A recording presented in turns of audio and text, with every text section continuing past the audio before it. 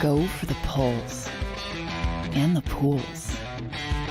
Go for the oohs and the ahs. Go for the bubbles and the bubbly. Go for the story and the stories.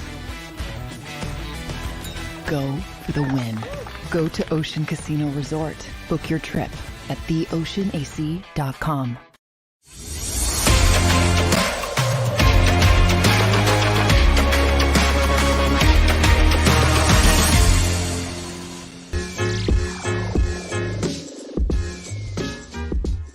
What's up, everybody? Welcome into the Legal Hands to the Face show on this wonderful Victory Tuesday.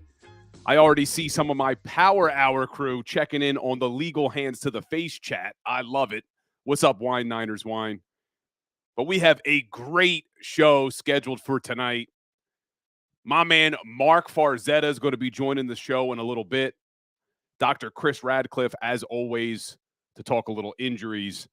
But we get the luxury of breaking down another Eagles victory. And I've seen mostly positive chatter today from Eagles fans about this big win, but some people a little bit down on the Birds, which I don't understand.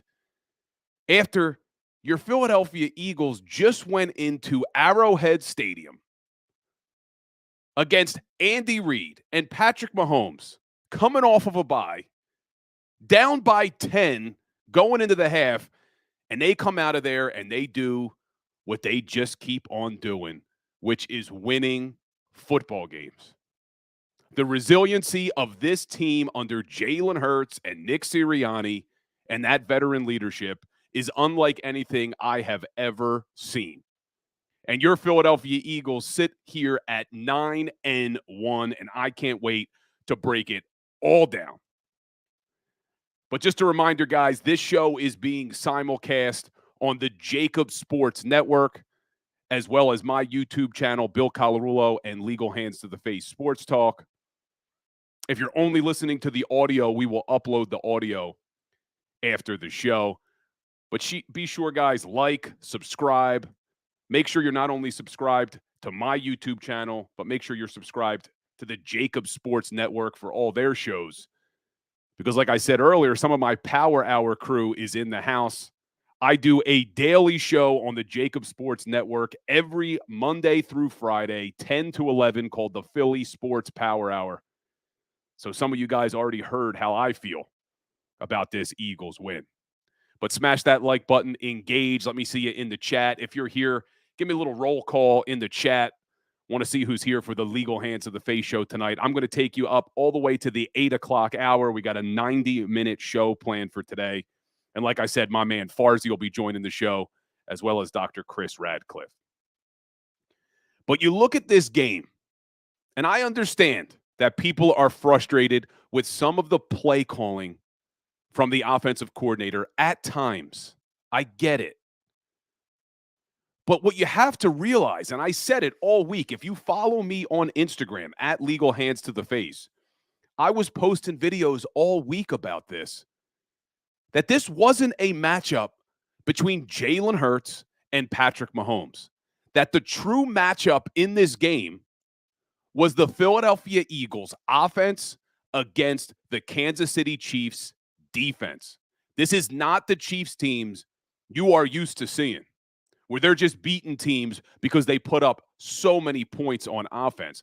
They have one of the best defenses in the league, and you saw it last night. A top 5 defense in points, yards, passing yards against, sacks. This is a very good defense. Didn't necessarily love the game plan coming out on offense in that first half. But the Eagles do what they always do, which is show resiliency, stick with it, battle adversity, and walk out of there with a win on a very, very tough night. Bad weather, road game. We know how good Reid is coming off of a bye. But that is now 26 out of 28 wins in regular season games for Hurts and Sirianni. We've never seen anything like this, guys. This is stuff you see in high school and college. You don't see this in the NFL. So take a step back and enjoy it a little bit. I'm getting text messages from people telling me they need to fire the offensive and defensive coordinator. Are you kidding me? You just went into the Super Bowl champ's house and came back down by 10 at halftime and won that football game. Enjoy it. And I got some of these stats from from Reuben Frank over at NBC Sports Philly. Just listen to this. Not only did they beat Andy Reid coming off of a bye, and we know what his record was. We went over it if you follow me at Legal Hands to the Face on Instagram. Not only did they beat Patrick Mahomes, but listen to these stats. Andy Reid, when leading by 10 or more points at halftime, was 62-6 in his career. When leading going into the fourth quarter, he was 65-8. And the Philadelphia Eagles came back to win that football game. And if you follow the JAKIB Sports game day shows, I do the halftime show with Mark Farzetta and Kayla Santiago. And right before we ended that halftime show, Mark Farzetta turned to me and said, "What do you want to see in the second half?" And my response was that this was an opportunity for this coaching staff to show us that they truly belong on the same field as Andy Reid, because we saw them get out-coached Nick Sirianni in the Super Bowl in the second half. This was an opportunity for Brian Johnson and Sean Desai, and especially Nick Sirianni, to go into halftime, make the proper adjustments, and come out in the second half and win this game.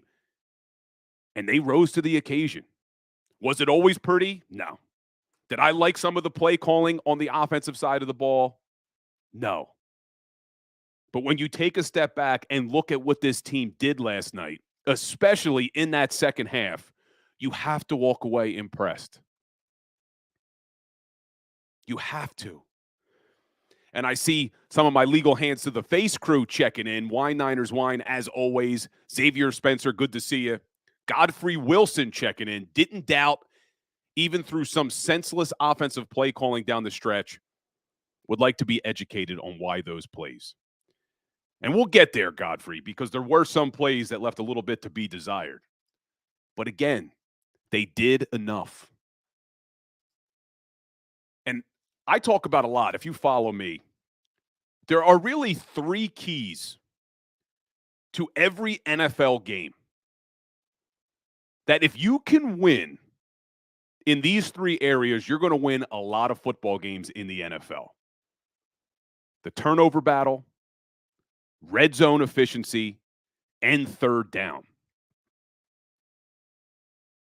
Good teams extend drives on third down. They get off the field on defense on third down. And just look at what this Philadelphia Eagles team did yesterday in those three areas. Number one, most important almost every single week, turnovers. The Philadelphia Eagles won the turnover battle yesterday 2-1.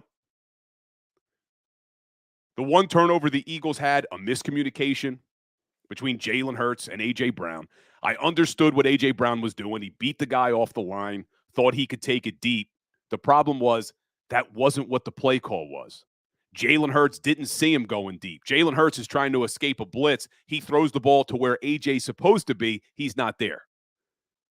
A little bit of a miscommunication. But the Philadelphia Eagles defense comes up big with not only 2 turnovers, but 2 turnovers in the red zone, taking away points from that Kansas City Chiefs offense. And look at the 2 guys who got them. Kevin Byard and Bradley Roby. 2 guys who weren't even here at the beginning of the season. And you could take it a step further. the person who jumped on the fumble forced by Bradley Roby, Nick Morrow, he was cut before the season started, brought back on the practice squad after Nakobe Dean went down. It's amazing what this team did. Really, the entire organization deserves credit for this win. Not only the coaching staff, not only the players, but you got to give Howie Roseman credit for finding these guys, making trades, picking up free agents who contributed to that win last night. But for me, the play of the game was Bradley Roby's punch out on that ball against Travis Kelce. And I did a video on my Instagram about this, on why it was the play of the game. But you look at that play. At that point in the game, the Philadelphia Eagles had just scored a touchdown to cut the lead to 17-14. And Kansas City was trying to answer back. They were marching down the field. They were on a 12-play, 54-yard drive, and they had just gone for it on 4th and 1, and Pacheco picked up the first down. All the momentum is with the Chiefs. They're up 17-14. First down, 14-yard line of the Eagles. They score a touchdown there. It's over in the fourth quarter. Mahomes throws it to Kelce, and you saw Bradley Roby with a perfectly timed punch of that ball, forcing a fumble recovered by Morrow. That's why you bring in a guy like Bradley Roby. You can't teach experience. Is he as good as maybe he was a couple years ago? Probably not. But you bring in guys like him and Kevin Byard because in big moments, you can't teach these guys experience. That was such a veteran play by Bradley Roby at that point in the game to punch that ball out on one of the best tight ends we may have ever seen in the National Football League. Such a huge play. Keeps it a 17-14 game, and then two drives later, Jalen Hurts does what he does, which is when the games matter the most, he wants the ball in his hands. And on that drive, it was an 80-yard drive, and Jalen Hurts was responsible for all 80 yards and the touchdown. He had 79 yards passing, changes the play at the line of scrimmage to throw that deep ball to Devontae Smith to the 1, and then brotherly shove into the end zone. And then the Eagles never looked back. Yeah, did they get a little bit lucky with the drop pass? Of course. But how many times have we been on the other side of that? It's a part of the game. And I'm not going to sit up here and apologize because the Kansas City Chiefs receiver dropped that ball. It's happened to us too. It's a part of football. And we talked about the 3 keys. 1, turnovers. They won the turnover battle. 2, the red zone. Those 2 turnovers were in the red zone, holding the Kansas City Chiefs to 2 of 4 in the red zone for 50%. Your Philadelphia Eagles go 3 for 3 in the red zone for a perfect 100%. And when this season started, we complained a lot about the red zone offense. They were near the bottom of the league in red zone offense. We'll take a look now. Top 10 in the NFL, Philadelphia Eagles red zone offense. They're sitting at number 9, converting 59% of the time. And since week 6, your Philadelphia Eagles have the number 1 red zone offense, converting 75%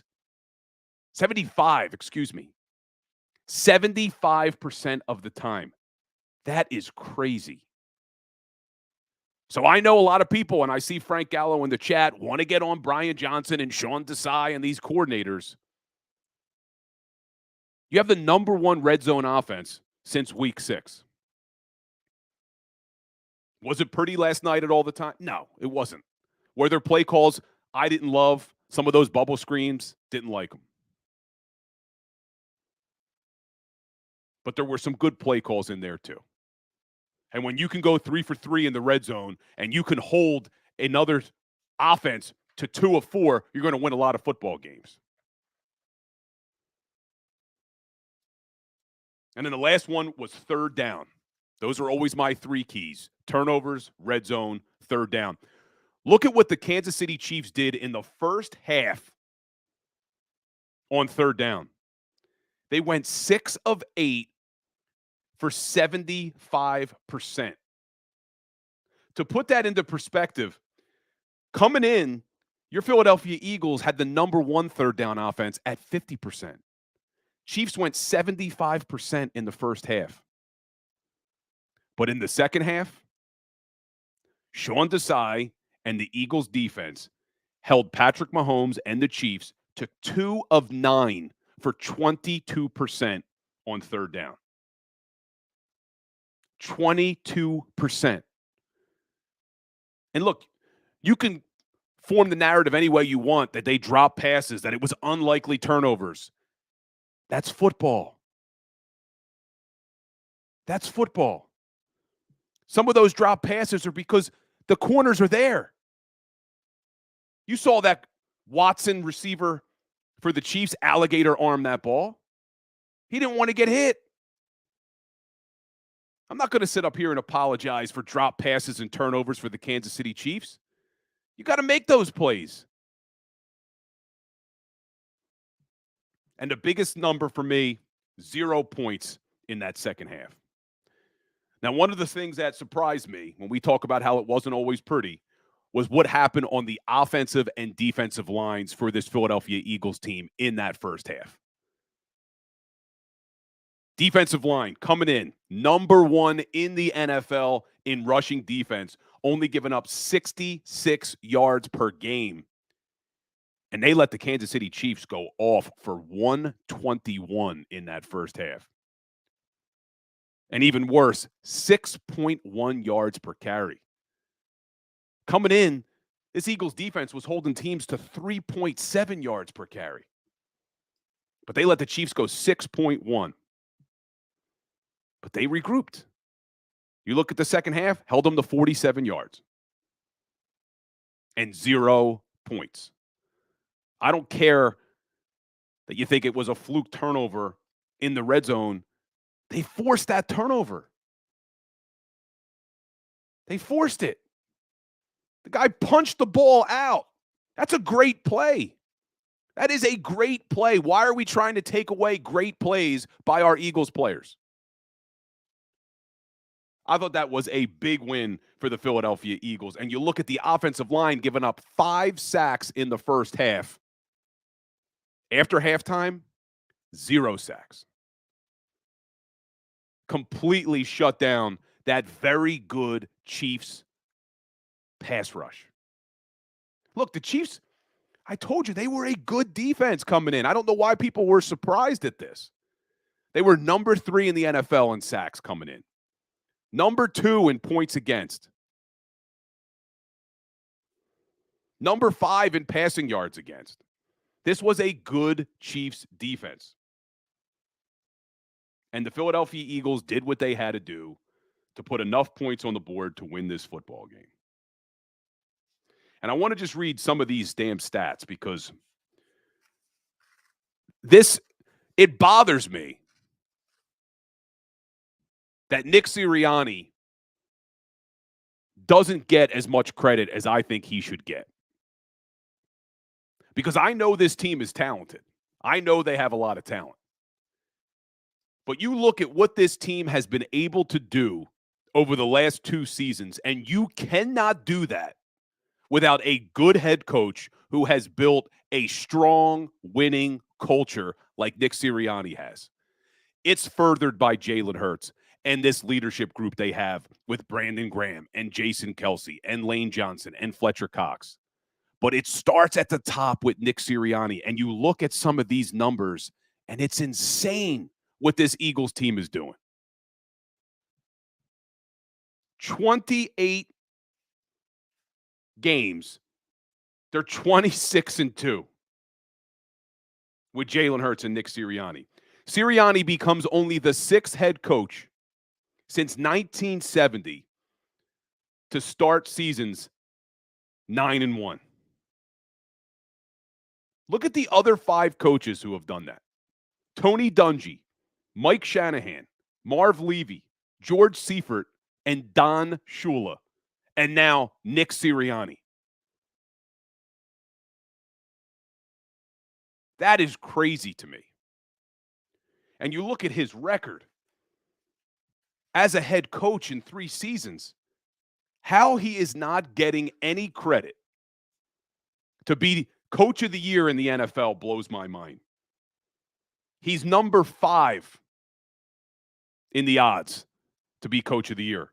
You got Dan Campbell at number 1, DeMeco Ryans at number 2, Mike McDaniel for the Miami Dolphins at number 3, Kevin O'Connell for the Minnesota Vikings at number 4, and then Nick Sirianni. He does not get the credit that I think he deserves. Now, the one player who is getting the credit,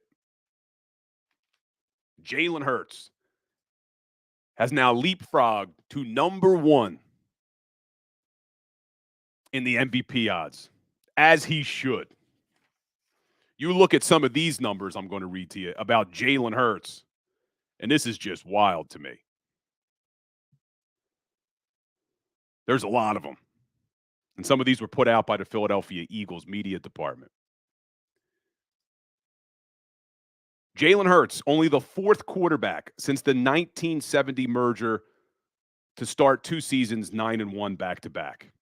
The other 3, Peyton Manning, John Elway, and Jim Kelly. And check this, Hurts is the youngest to ever do it. You think those other 3 guys were pretty good quarterbacks? All 3 are Hall of Famers, Manning, Elway, Kelly.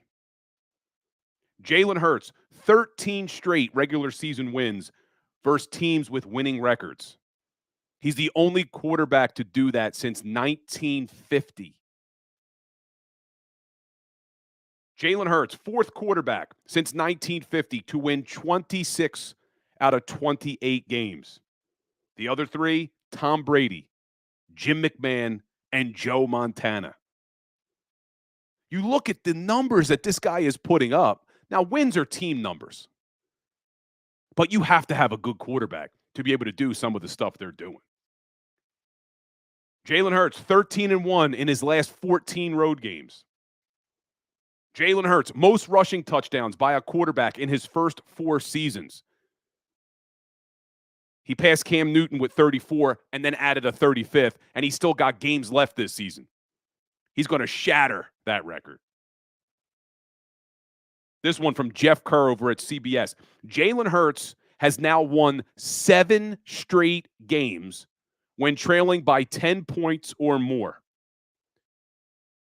Since they started tracking that in 1991, he is the only quarterback to ever do it. No one else has more than 4. Jalen Hurts has 7. When Jalen Hurts is behind or the game is tied, what he is doing is remarkable. He wants the ball in his hands. So far this season, when tied or trailing, Jalen Hurts has a completion percentage of 72%, over 1,500 yards, 11 touchdowns, only 1 interception, and a 113.4 quarterback rating. Are you kidding me? And he's added another 200 yards on the ground and 6 touchdowns. We need to enjoy this, guys, because what we are seeing, we've never seen before in this city. Some of the things we're seeing, we've never seen before in the NFL. Enjoy it. All this team does is win. And they are winning at an incredible clip. Yeah, there are things for us to analyze. Sure. Can the play calling be better? Sure. Are we mad about the game plan when the game started? You're in Arrowhead Stadium going up against the Super Bowl champs, and you just walked out of there with a win after you were down by 10. I don't understand the complaining. I just don't. And I got more Jalen Hurts stats for you.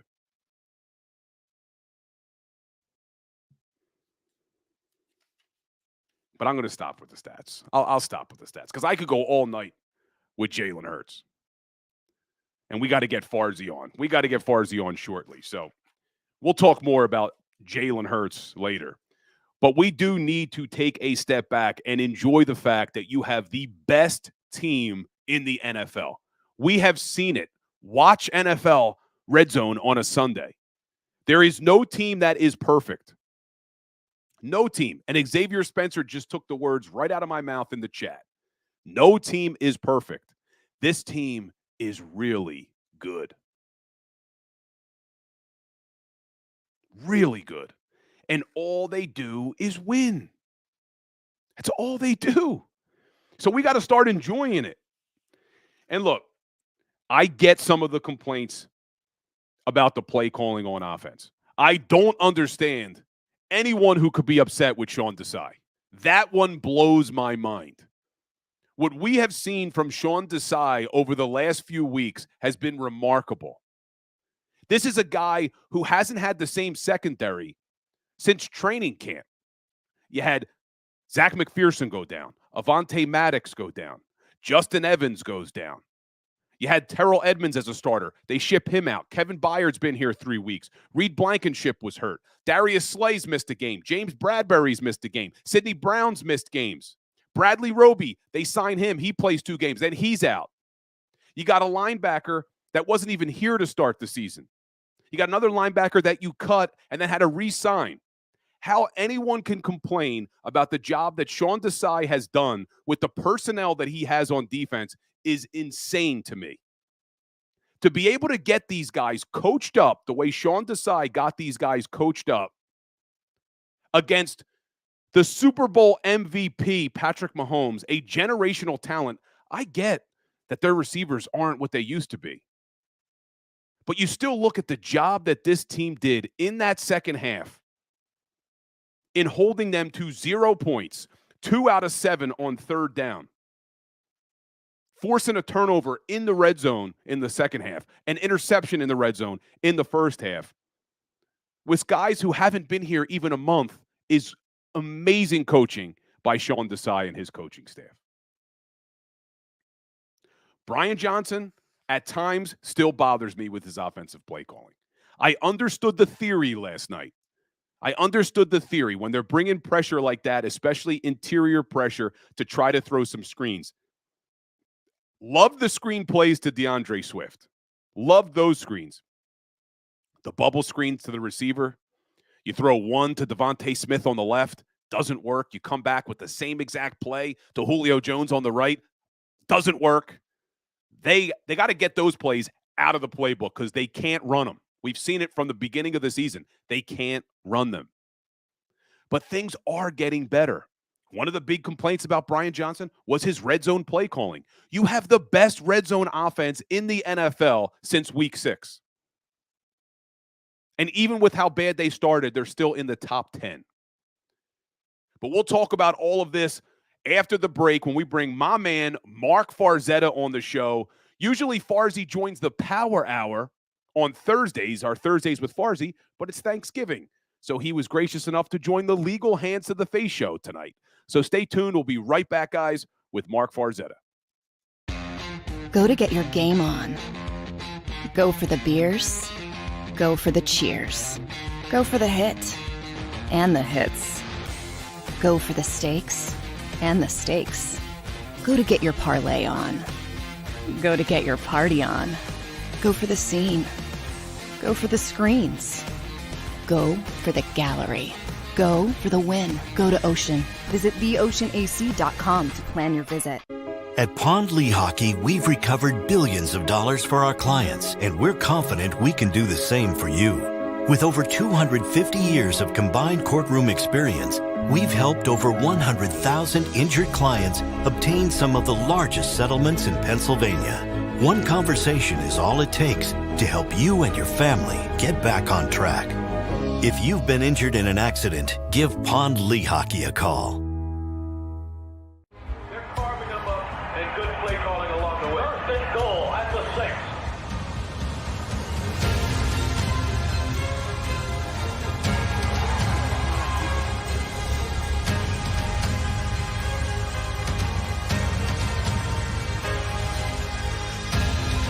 On on the field of life, First Trust Bank is there for you. Champions on 3. 1, 2, 3. Because Philadelphia dreams deserve a Philadelphia bank.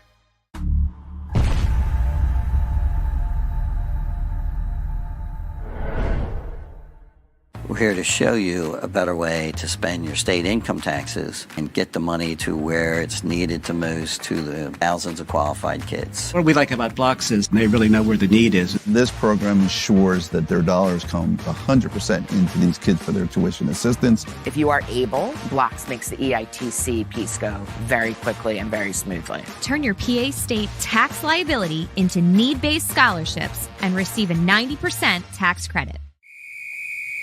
Underdog Fantasy has a way for you to play alongside your favorite football team all season long with their Fantasy Pick'em game. You pick between 2 to 5 players, select whether they'll go higher or lower on one of their stats, then do what you usually do on a Sunday, watch the games.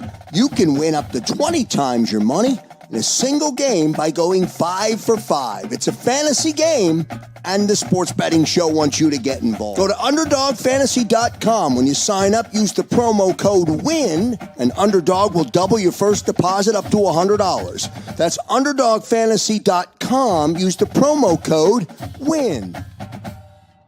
Do you stream on a Roku, Fire Stick, Google TV, or Apple TV? Now you can watch 6ABC 24/7 with the 6ABC Philadelphia streaming app. And the big story on Action News? Search 6ABC Philadelphia and start streaming today. EAGLES, Eagles.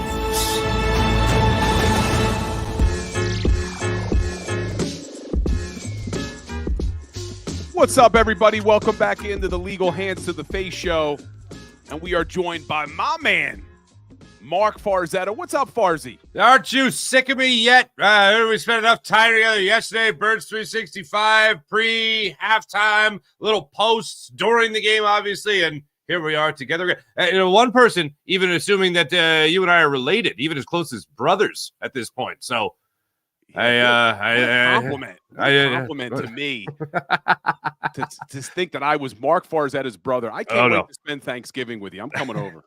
You don't want to be part of this gene pool, my friend. I don't know if you want these Italian Polish genes. You know what I'm saying? It's just it's a very stubborn way to go about life with those two combinations. Let me tell you. Well, I appreciate you joining the show. Usually, Farzy joins the Power Hour that I do every day here on the JAKIB Sports Network on Thursdays, but it's Thanksgiving. We get the day off, so he's joining the Legal Hands to the Face show tonight. But speaking of gene pool, so my cousin is in the chat. My cousin's been texting me, and he is very angry with the coaching staff for this Philadelphia Eagles team, going as far as calling not only for Brian Johnson to be fired, but Sean Desai to be fired. Farzy, am I crazy here, or was this an impressive win for our Philadelphia Eagles last night? It was an here's the deal. I would never in a billion years, and this is why the the optics matter. I would never in a million years call a game like that isolated. Like if you were just to take a game out and say, watch this particular game from week 11 in the NFL and just watch this game, and you tell me how do you feel afterwards?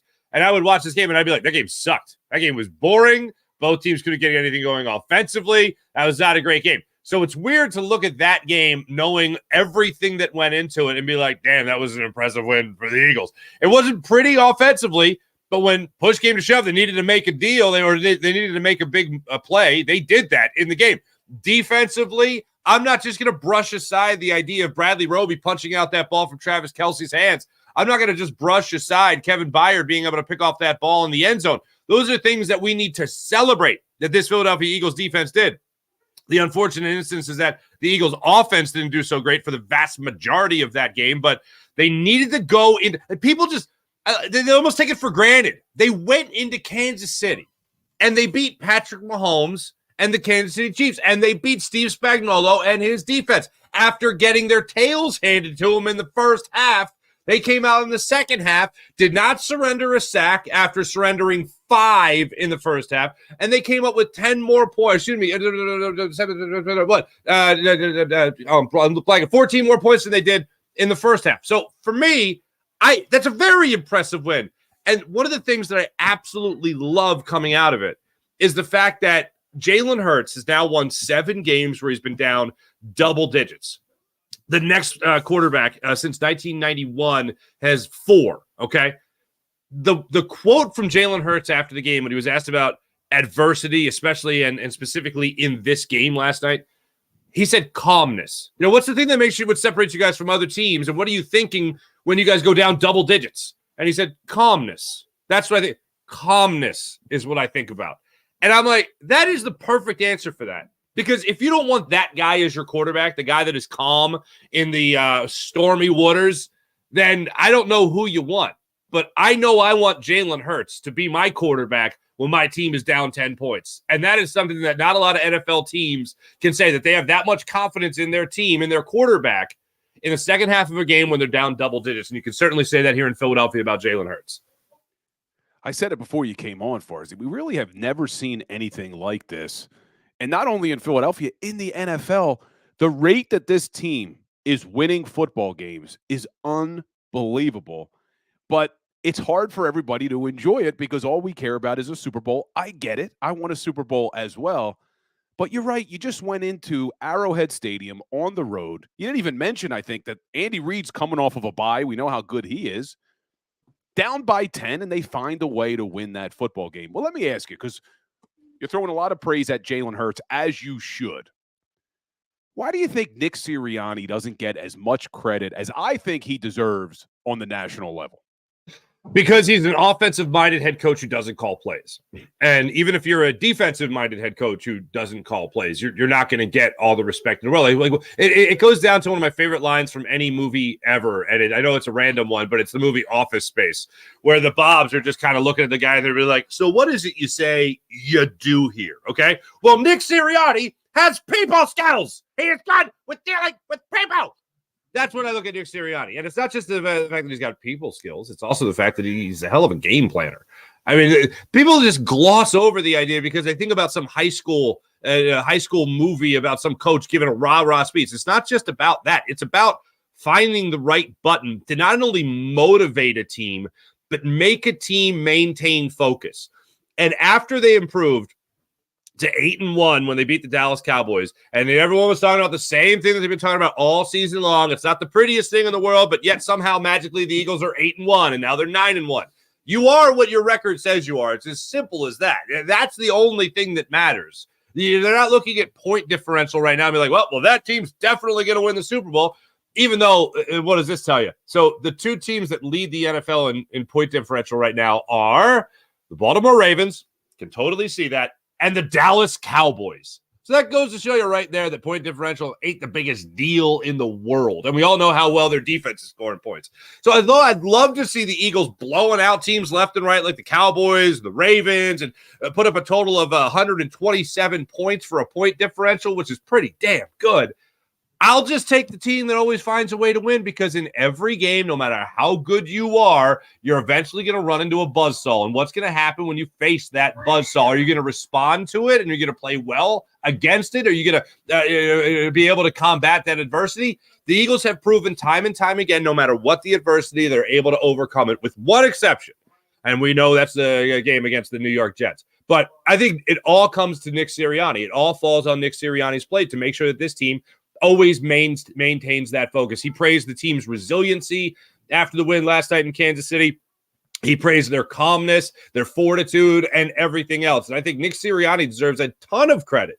But when you have a quarterback that is as dynamic and as unique as Jalen Hurts, this offense and that quarterback are going to get a heck of a lot more attention than the head coach, especially if he's not the guy calling plays. I mean, think about it. We talk a lot about Sean Desai, giving him praise, not so much with your cousin as it looks. However, we also talk about Brian Johnson as the Eagles offense coordinator, him not calling plays so well. So it's like, what are we going to do? Just continue to lavish praise on the head coach? That just doesn't seem natural to us here in Philadelphia. And you mentioned Sean Desai. One of the things that impressed me so much with him is you saw the adjustments that got made last night, giving up 0 points in the second half to the Kansas City Chiefs. But this isn't the first time we've seen this team come out in a second half and shut down an offense. They did it against the Cowboys. They did it against the Los Angeles Rams. They did it against the Miami Dolphins. And he's doing it with different pieces on the back end. How impressed have you been with Sean Desai as a defensive coordinator? Extremely. And the other thing is, you look at last night, 121 rushing yards in the first half for the Kansas City Chiefs, 47 after that in the second half. Now, I know they only ran the ball 10 times, but they did something right to make sure that they weren't running that football anymore. And it is wild to me, especially in those weather conditions. You could chalk it up again to just Andy Reid abandoning the run in the second half of a game, and they were winning for most of that second half. So it's odd that they would just get rid of it. So they got rid of it for some reason. And it just continues to be the second half adjustments. And any Eagles fan worth a damn, I think, coming out of last year and coming out of the Jonathan Gannon incredible 70-plus sack season, including the playoffs and all that stuff, I think everyone went, okay, you know what? It's not so much that I need to see somebody blitz on every play, and Sean Desai has certainly not done that, although it seems to be a lot more efficient when he does blitz.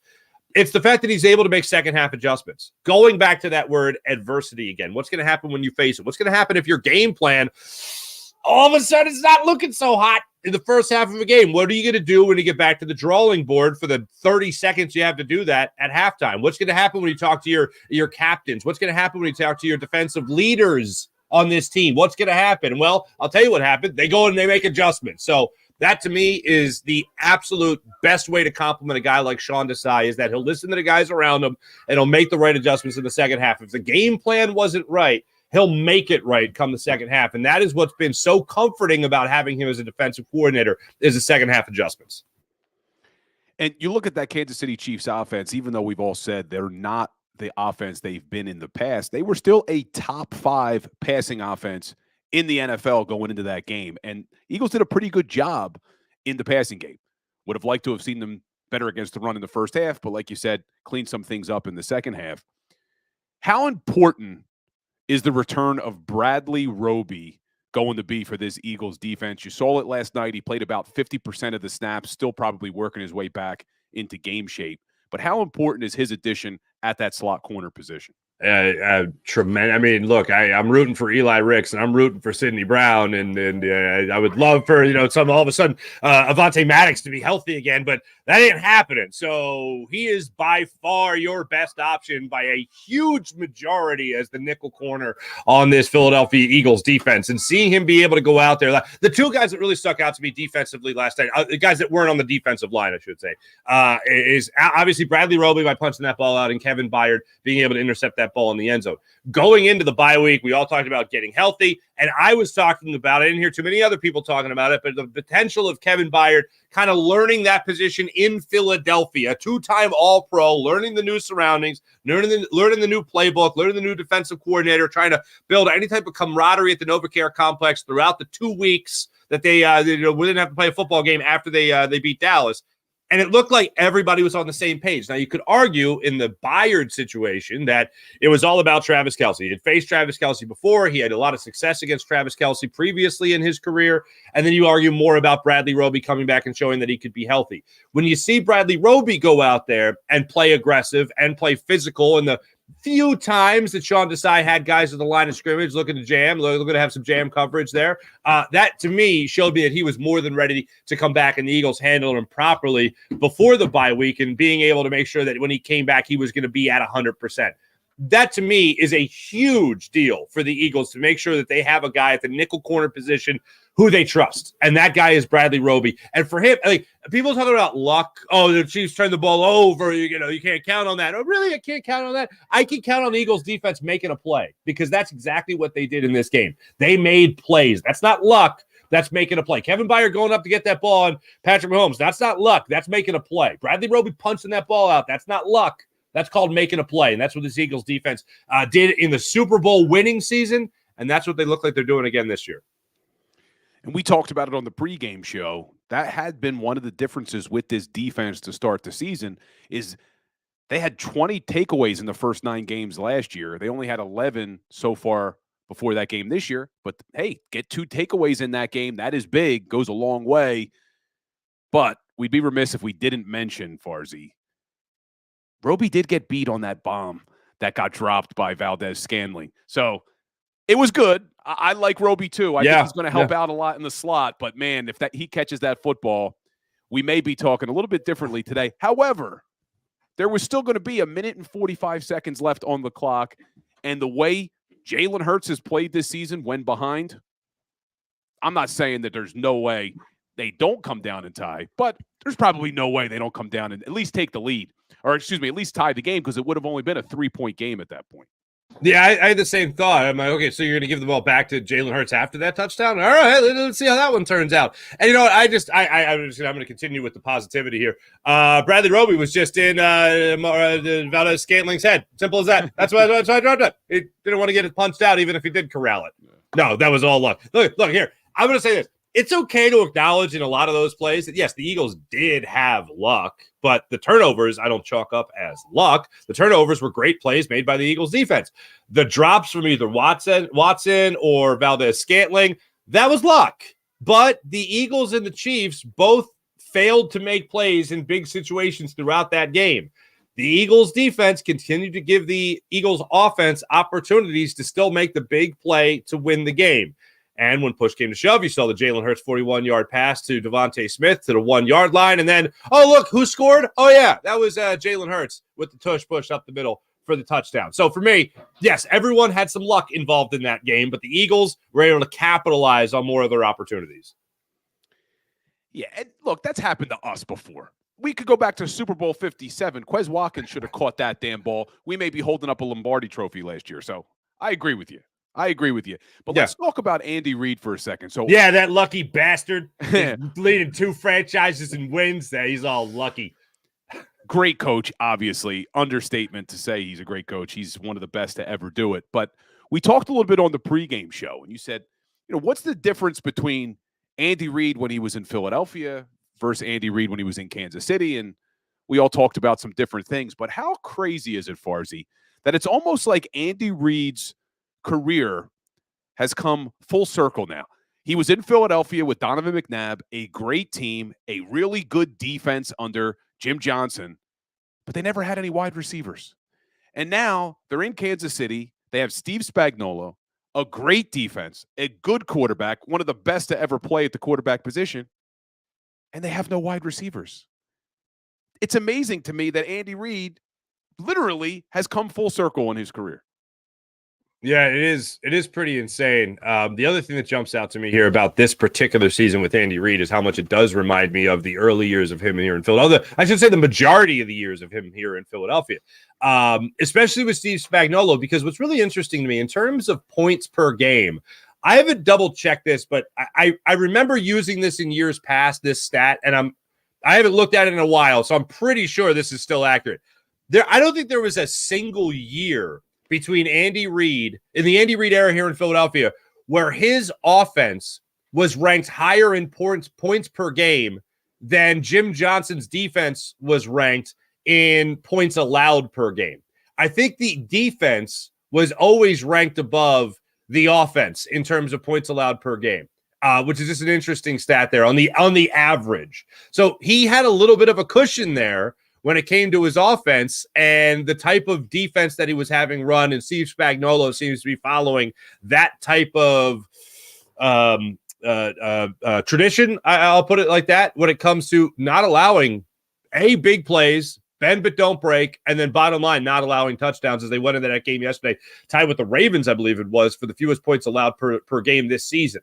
So that's an interesting thing, that not just the wide receivers, certainly that jumps out to me as well. You're right to point that out. But the other thing that jumps out to me is that the defense could really start being the star of the show. Sure, you could have that sexy name at quarterback, whether that's Donovan McNabb or whether that's Patrick Mahomes. But the defense carrying a lot of that weight and that kind of getting put under the carpet a little bit is interesting to me. But yeah, if you talk about a difference between Reid, Philly Reid versus KC Reid, cheesesteak Reid versus barbecue Reid, I think the biggest difference is not just Patrick Mahomes, which I know is what everyone jumps to. I think there's a lot to be said for a coach that knows how to push the CEO button.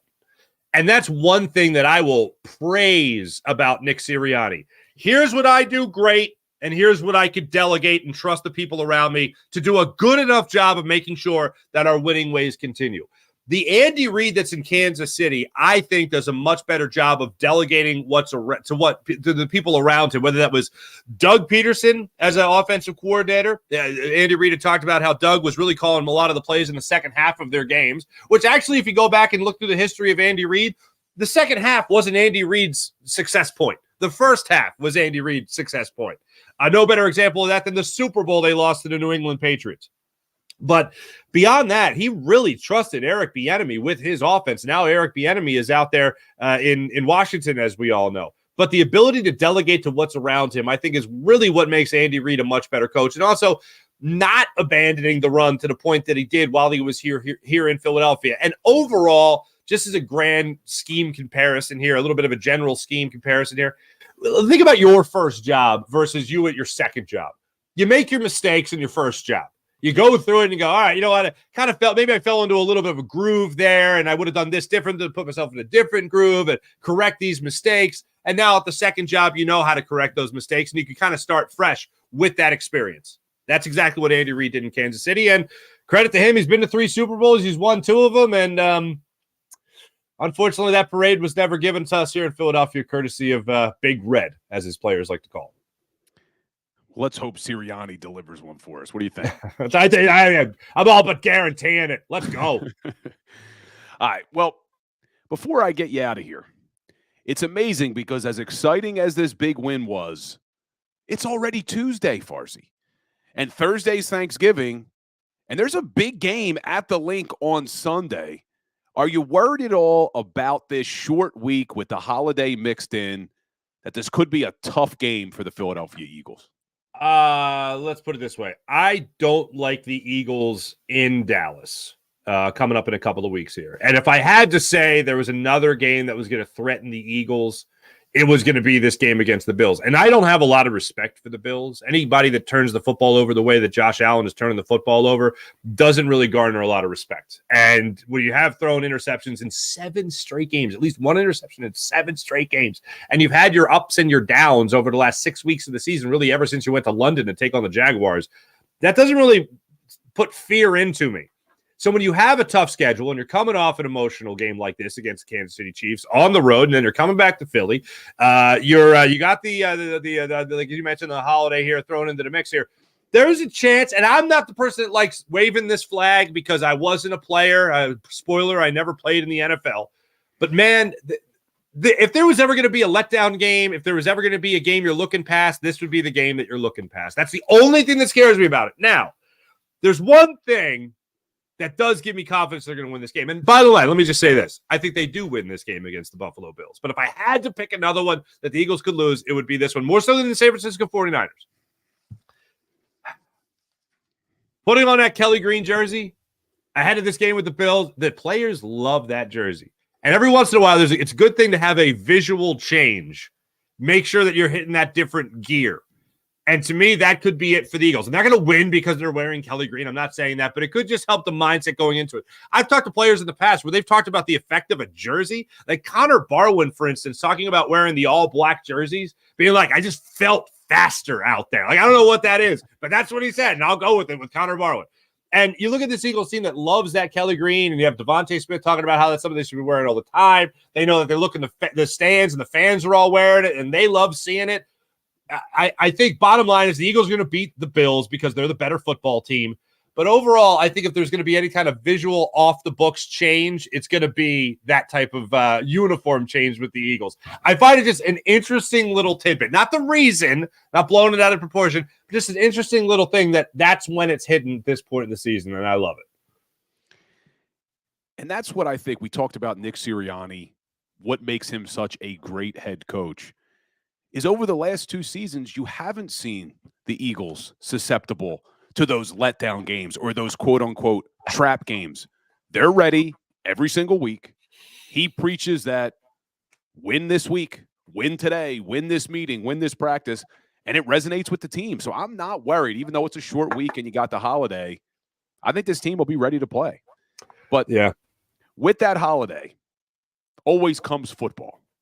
And for Philadelphia Eagles fans, we really have interest in all 3 games on Thanksgiving Day because every team that is vying for that top seed in the NFC is playing on Thanksgiving Day. You got the Green Bay Packers going to Detroit, Washington and Dallas, and then you have San Francisco at Seattle.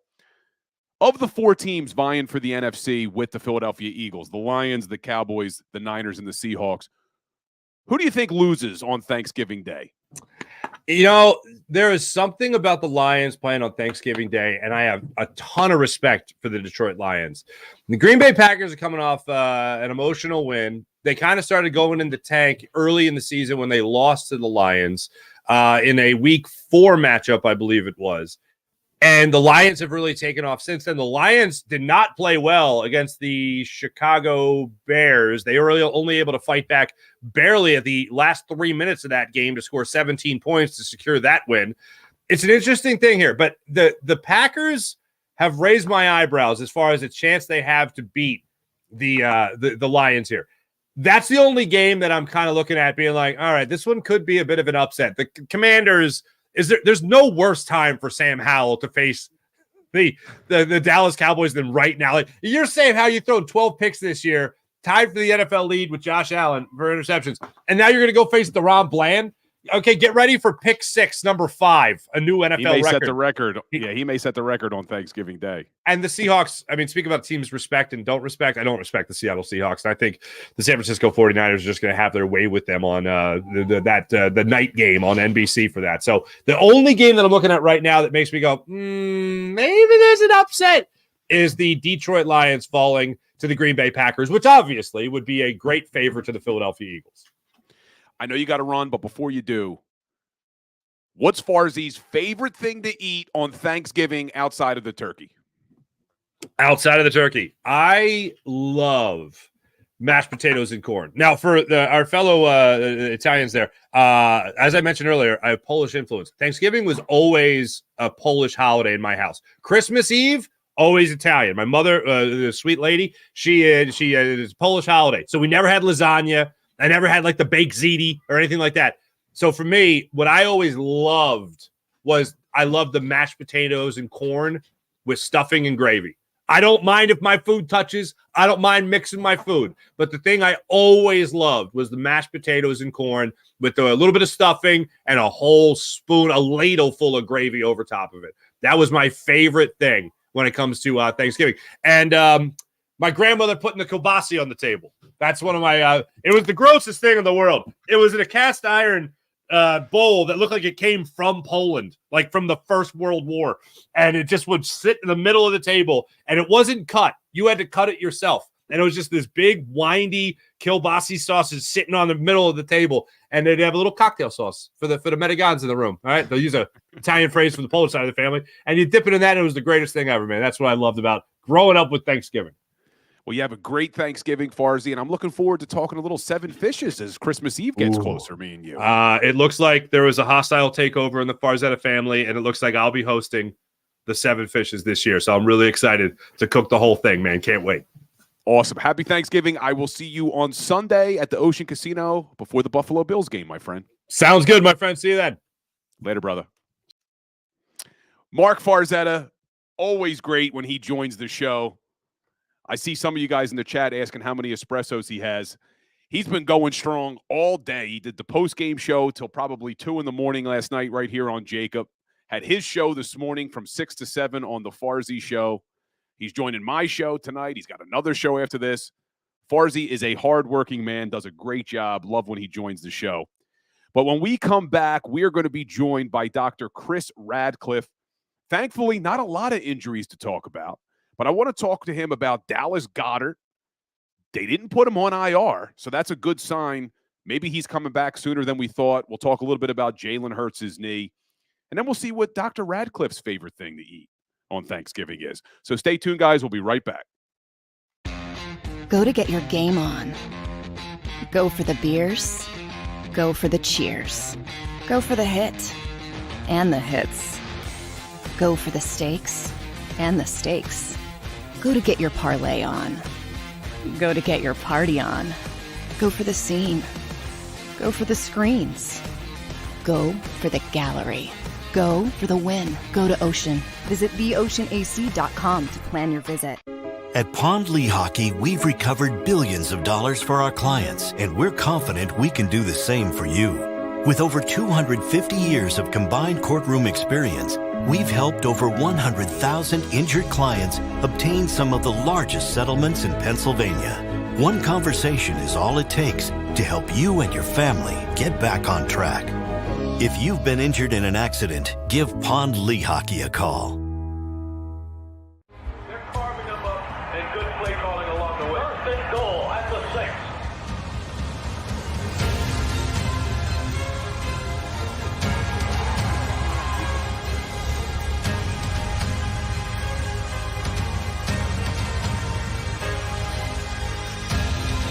On the field of life, First Trust Bank is there for you. Champions on 3. 1, 2, 3. Because Philadelphia dreams deserve a Philadelphia bank.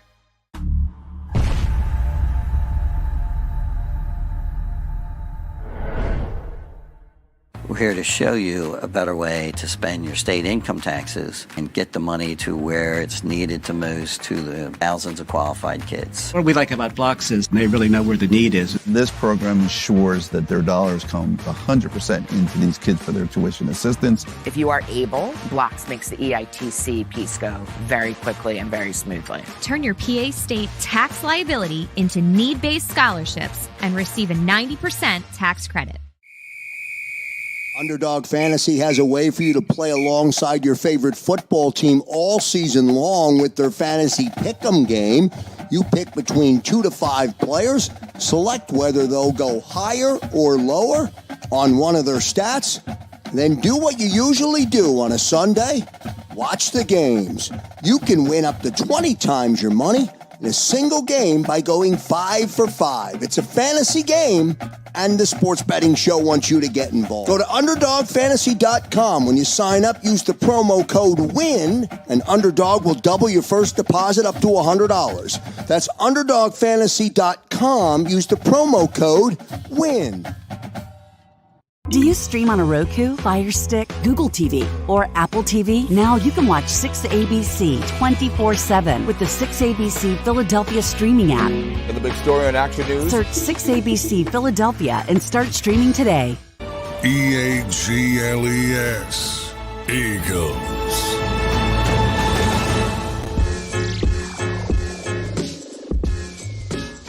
What's up, everybody? Welcome back into the Legal Hands to the Face show. We're now being joined, like we are every week, by my man, Dr. Chris Radcliffe. What's up, Doc? Hey, buddy. How are you? Not too bad. Big win last night, Thanksgiving week. How are you doing? I'm thankful. Thankful for the big win. It was exciting. It was, and I'm thankful you're here, and there's not a lot to talk about. That's a beautiful thing. Yeah.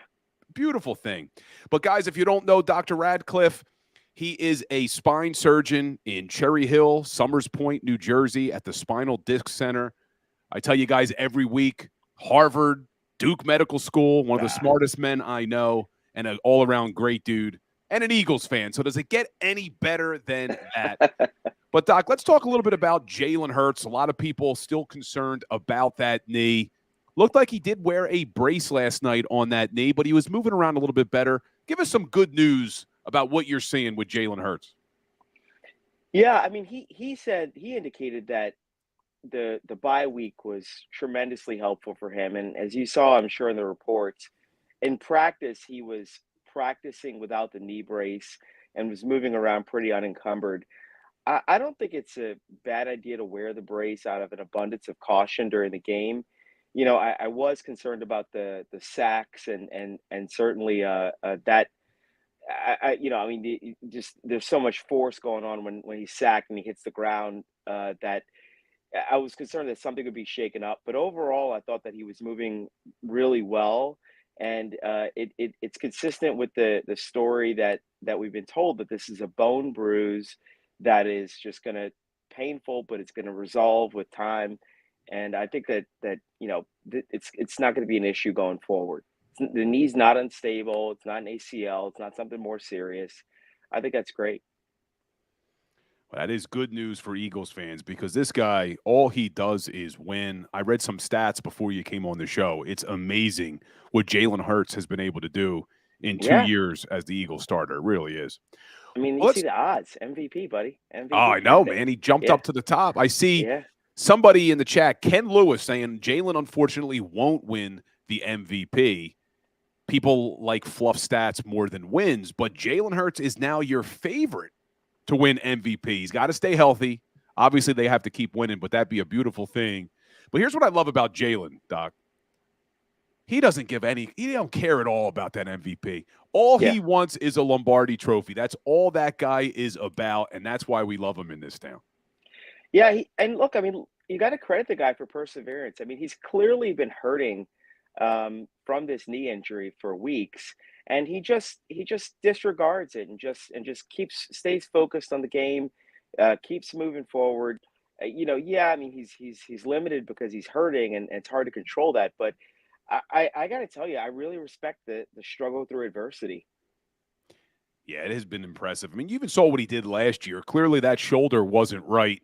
Yeah, he fought through it, wins that game, the last game of the year, to make sure they get the 1 seed. And then obviously we saw what he did leading up to the Super Bowl. So, love Jalen Hurts. Love Jalen Hurts. My people who follow me on the Philly Sports Power Hour, I do a daily show too. They know how much I love Jalen. But let's talk about another player on the offensive side of the ball, tight end Dallas Goedert. So he gets injured a couple of weeks ago. There's reports he needs surgery on the forearm.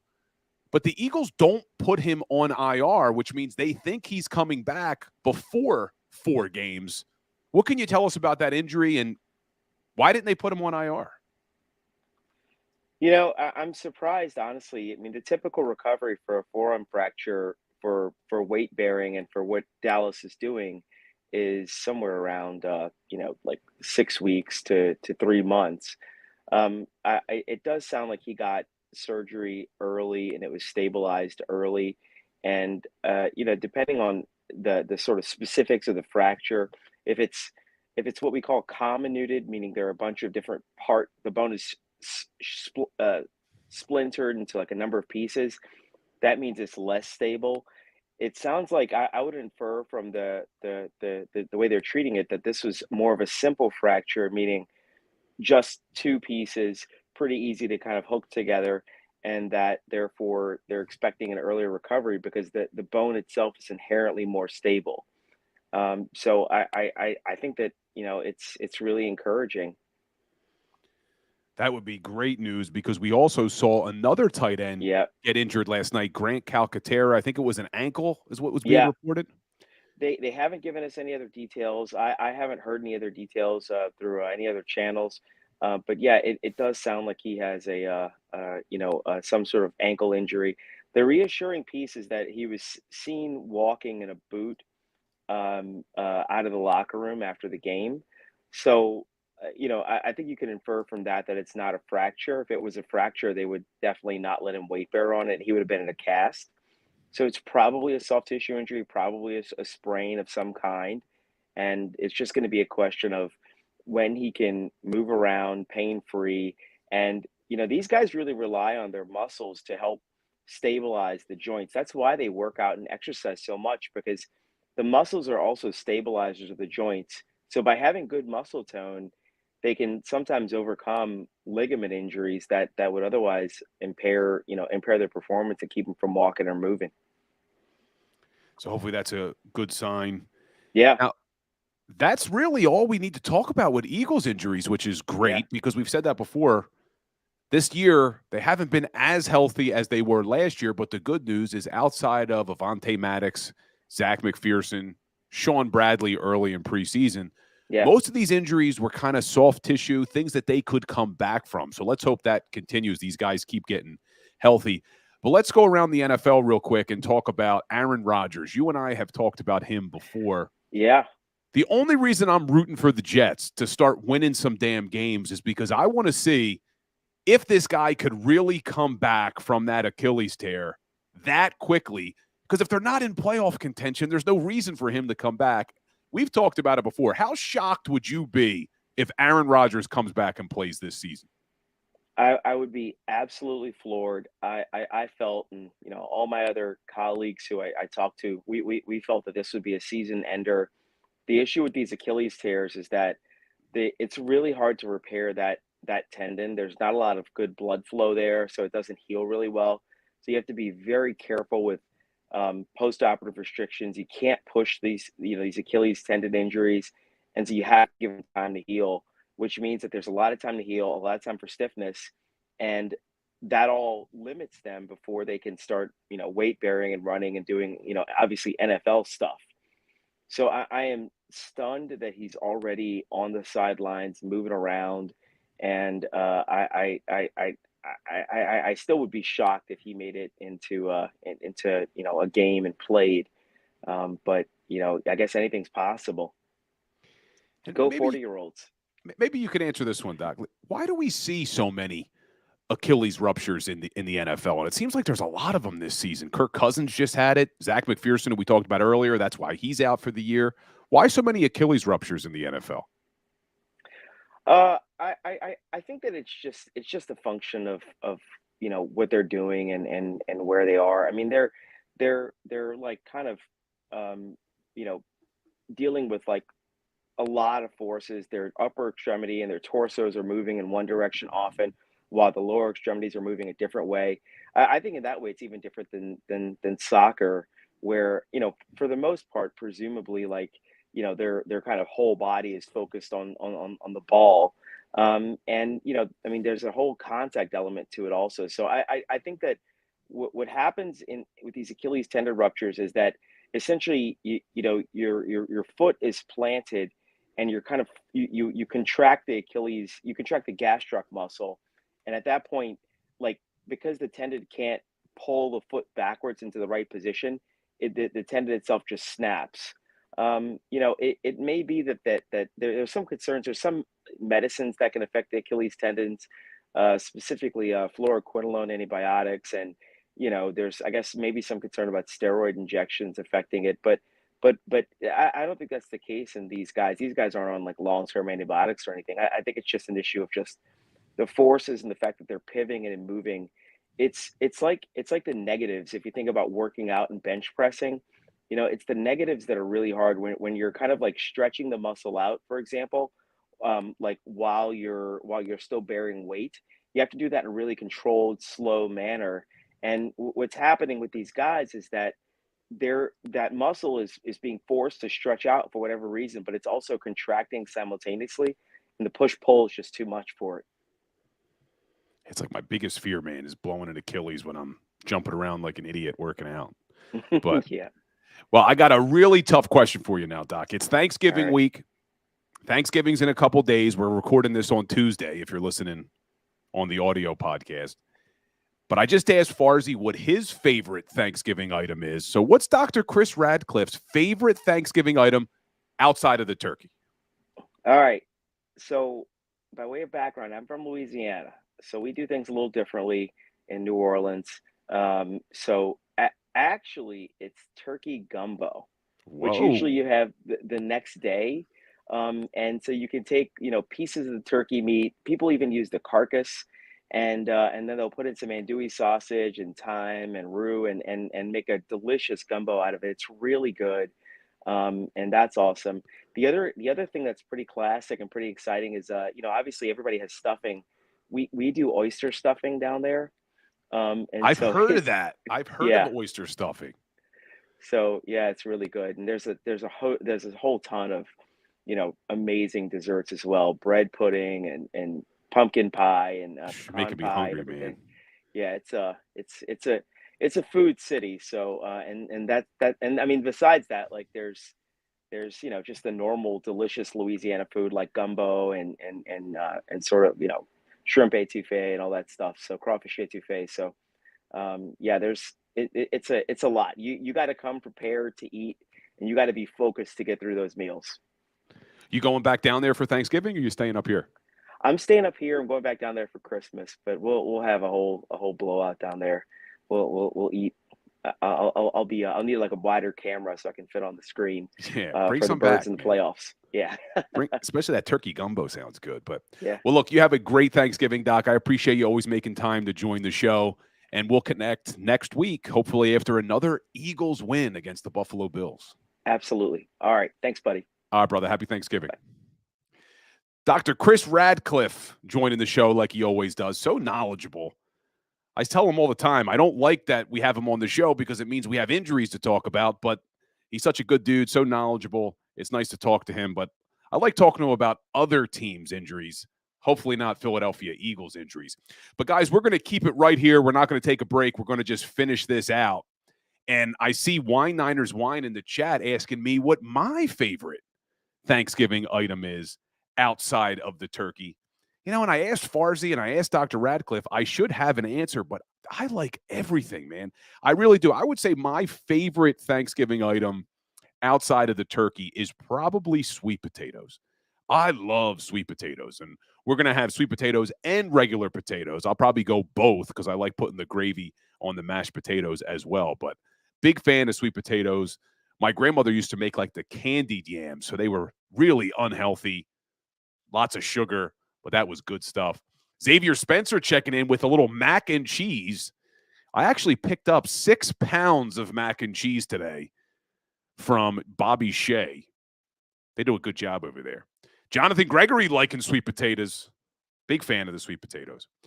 But before we could talk about what we're going to eat on Thanksgiving, let's just quickly take a look at the football on Thanksgiving. You heard me mention it to Mark Farzetta, but really there are 4 teams vying for that top spot with the Philadelphia Eagles, the Lions, the Cowboys, the 49ers, and the Seahawks. Starting to put the Seahawks kind of out of contention here. They're 6-4, 3 games back, but you got the Cowboys at 7-3, the 49ers at 7-3, and the Detroit Lions 8-2. All of those teams play on Thanksgiving. At 12:30, we have the Detroit Lions hosting the Green Bay Packers. I agree with Farzy in that I think the Packers could go into Detroit and win that game, but you look at the spread, the Packers are 7.5-point dogs in Detroit. But we'll be watching that game. Anything can happen on Thanksgiving. But I would absolutely love to see it. I don't think we will. But how great would it be if the Commanders, as 11-point dogs, went into Dallas in Jerry's World on Thanksgiving and upset the Cowboys? That's the 4:30 game. And then 8:20, the San Francisco 49ers are in Seattle. And even on the road, they're 6.5-point favorites. Not sure if Geno Smith's going to play in that game or not. He said today it's up to Coach Carroll. We will see. If Geno Smith doesn't play, they have no chance with Drew Lock. But those are the 3 games that we can watch on Thanksgiving Thursday, and all of them mean something for the Philadelphia Eagles. So I love that. And I see Mike Tobin checking in. Mashed potatoes and stuffing is all you need. No gravy. Interesting. A little hot take there from Mike Tobin. Wine Niners Wine used to make a cubed sweet potato with a little brown sugar and butter drizzle. And then Mike Tobin follows up the hot take about mashed potatoes and stuffing with a little Dallas sucks. Can't go wrong with Dallas sucks. We all agree on the Dallas sucks talk. But let's take a look, because I won't talk to you guys on the Legal Hands to the Face show again until next week. So let's take a look ahead at this Buffalo Bills matchup. But if you want more Bill Colarulo, you can get it at the Philly Sports Power Hour every day from 10 to 11 on the JAKIB Sports Network. Or for quick hitters, head over to my Instagram or my Twitter at Bill Colarulo. Post daily content to those 60 to 90-second videos with things. So some people, like me, have a little ADD, like the shorter videos. So check out some of my 60 to 90-second hits about our Philadelphia Eagles. But let's take a look at this Buffalo Bills team. I asked Mark Farzetta if he was concerned at all about a short week. Eagles played on Monday night, on the road, big emotional win. Now they got to come back, and not only is it a short week, you got Thanksgiving. These guys celebrate Thanksgiving too with their families. Are you worried at all about how they perform on Sunday against the Buffalo Bills? I'm not. Like I said, I think this team has enough veteran leadership with the older guys, with Jalen Hurts, and with the coaching staff that they will be ready to play. But what does have me a little bit concerned is this is a must-win for the Buffalo Bills. They are still trying to win the AFC East, and they're 2 games back of the Miami Dolphins. Buffalo is 6-5. The Dolphins are 7-3. This is a must-win for Josh Allen and Sean McDermott and this Buffalo Bills team. And you look at this Buffalo Bills offense, And it's amazing to me that they're only 6-5. We know why. It's because of turnovers, which I'll talk about in a second. But you look at the Buffalo Bills offense, and they are in the top 10 of almost every single category. They're number 6 in total yards per game, number 7 in points per game, number 7 in passing yards per game, number 11 in rushing yards per game, 8th in yards per carry, number 3 in yards per play, number 2 on third down, only 0.1% behind your Philadelphia Eagles. Eagles are number 1 at 48.2% on third down. Buffalo Bills, number 2 at 48.1% on third down. They're number 3 in the red zone. They're number 2 in the amount of sacks that they give up. They've only given up 14. They're number 7 in average time per drive. This team is in the top 10 of almost every single offensive category. So what's going on? Why are they losing games? Turnovers. The one category they are not in the top 10 is turnovers. 26th in the NFL. They've turned the ball over 19 times so far this season. 12 interceptions, 7 fumbles. And you heard Farzy say Josh Allen has thrown an interception in 7 straight games. If they can clean up the turnovers, they could be a dangerous team. But that is a big if, because their defense is actually pretty good as well. 10th in the NFL in yards against, 4th in the NFL in points against. They're only giving up 17.3 points per game. 10th in passing.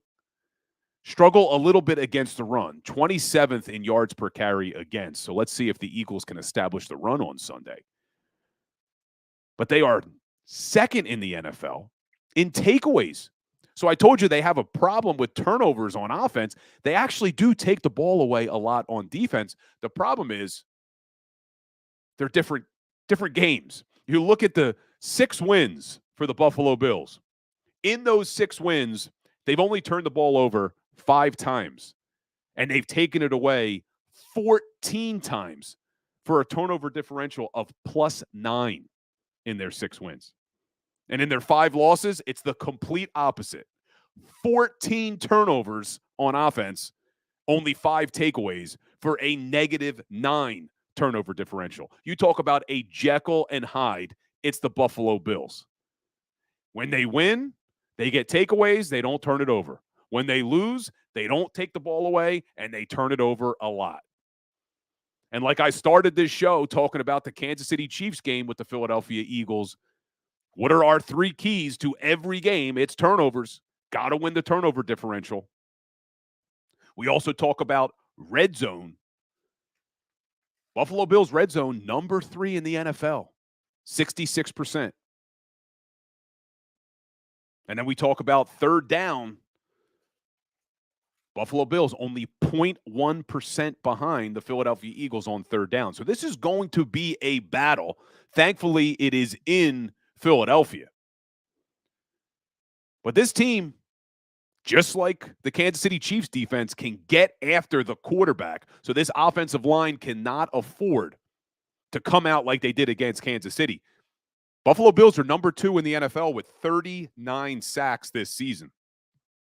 Leonard Floyd has 9.5 sacks. A.J. Epineza has 6.5 sacks. Ed Oliver has 6 sacks. This defense can get after the quarterback. But we will continue to break down the Eagles-Bills matchup throughout the week on my Instagram and my Twitter, at Bill Colarulo, at Legal Hands to the Face. Be sure, if you're listening or if you're watching, when the show is over, head on over, give me a like, give me a follow, and engage with me. I tell my Power Hour crew the same thing. Send me messages, comment, let me know things you want to talk about. Ask me questions. I love engaging with all of you guys. But like we end every Legal Hands to the Face show with a little Philadelphia Eagles trivia, and I have a couple of them for you today. So the first one is, we know the Philadelphia Eagles shut out the Kansas City Chiefs in the second half last night. So when was the last time the Philadelphia Eagles were shut out in an entire game. Not doing the shutting out. When was the last time the Philadelphia Eagles were shut out in an entire football game? Anybody in the chat remember? And it's an interesting one. Give you a little bit of a hint that something incredible happened about a month later. Does anybody remember the last time the Philadelphia Eagles got shut out in a game? Give you guys a couple more minutes on this one. See if anybody can get it. But while we're waiting for that, another one that's a little bit more topical. How many times have the Philadelphia Eagles played on Thanksgiving? And who knows what their record is on Thanksgiving? So does anybody remember the first one? When was the last time the Philadelphia Eagles were shut out in a game? It doesn't look like anybody remembers this one. December 31st, 2017. The Dallas Cowboys shut out the Philadelphia Eagles in game 16 of the year. 6-0. When Nick Foles played a little bit of quarterback in that game. And what happened about a month later, guys? Your Philadelphia Eagles won Super Bowl 52. We forget that. You don't remember that game where the Dallas Cowboys shut out the Philadelphia Eagles, and we were all nervous. We were a nervous wreck, thinking this offense looks horrible. Getting shut out by the Dallas Cowboys. This team looks bad. What are we going to do? They won the Super Bowl about a month later. So the reason I tell you this is let's not overreact to things. Let's not overreact to things. And then the other one is, how many times have the Philadelphia Eagles played on Thanksgiving? They've played 7 times on Thanksgiving. They have a record of 6-1.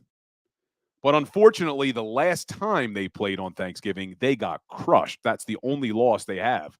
It was in 2015 against the Detroit Lions. They got crushed 45-14. But before that, the Eagles had won 6 straight games on Thanksgiving. But they don't play this year on Thanksgiving. They play on Christmas Day, which, if you heard me and Farzi talking about the 7 fishes on Christmas Eve, thank God the NFL didn't do that to us again. Thank God they put this Eagles game on Christmas Day, because they tried to kill me last year, putting that game against the Cowboys at 4:30 on Christmas Eve, right smack dab in the middle of the 7 fishes. So I'll much rather take Christmas Day against the New York Giants.